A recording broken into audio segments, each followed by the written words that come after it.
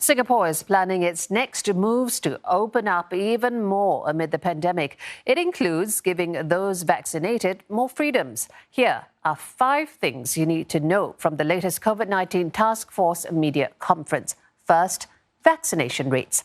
Almost all groups have over 80% with at least a dose or booked slots for jabs. It's 71% for those above 70. The task force says the elderly are still the most vulnerable, even in countries which open up. So what if this group just stays home and doesn't go out? These days, when we look at our infections and our cases, many of our infections have actually occurred at home. So it's not really a matter of not going out. Yeah, when society open up, your family members go out and can bring the virus back home. So the seniors must get vaccinated. We will be making a bigger push to reach out to our seniors, knocking on their doors if necessary. Many are also looking forward to next Monday because that's when pandemic rules will be further relaxed.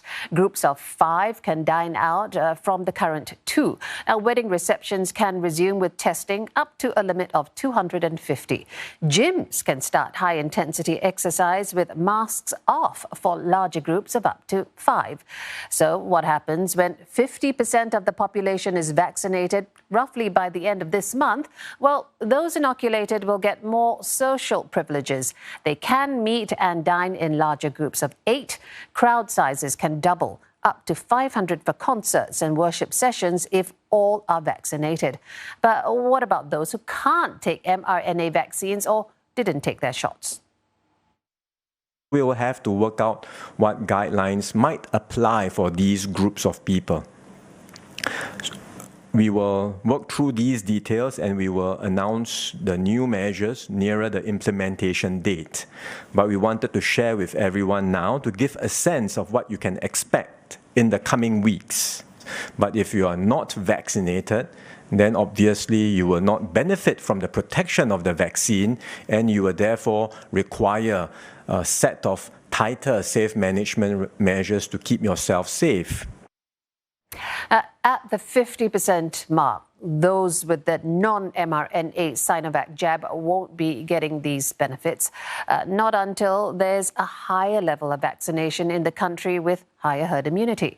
Right now, the efficacy of Pfizer and Moderna is about 70% against the Delta variant in Singapore. These mRNA vaccines are used in the country's vaccination drive. When we consult the experts, there's just not enough data to show how effective is Sinovac against Delta. Because Sinovac is well used in, say, China, but they have not really experienced Delta. It is being used in places like UAE, Indonesia, that is now experiencing Delta variant, but data is not coming out from these places as well. Well, the task force also talked about the case of a 16-year-old boy who had a cardiac arrest about a week after his first dose. Now, he was apparently working out in the gym with heavy weights. So what's the latest update there? He had been also taking some supplements. One of the possibilities that this might be due to an inflammation of the heart muscle, a myocarditis. It could be possibly related to the vaccinations. I understand that they have not got the further information from some of the tests that they're doing. Some of the tests take time. For example, analyzing the supplements to determine whether this might be contributory to the boy's unfortunate cardiac arrest.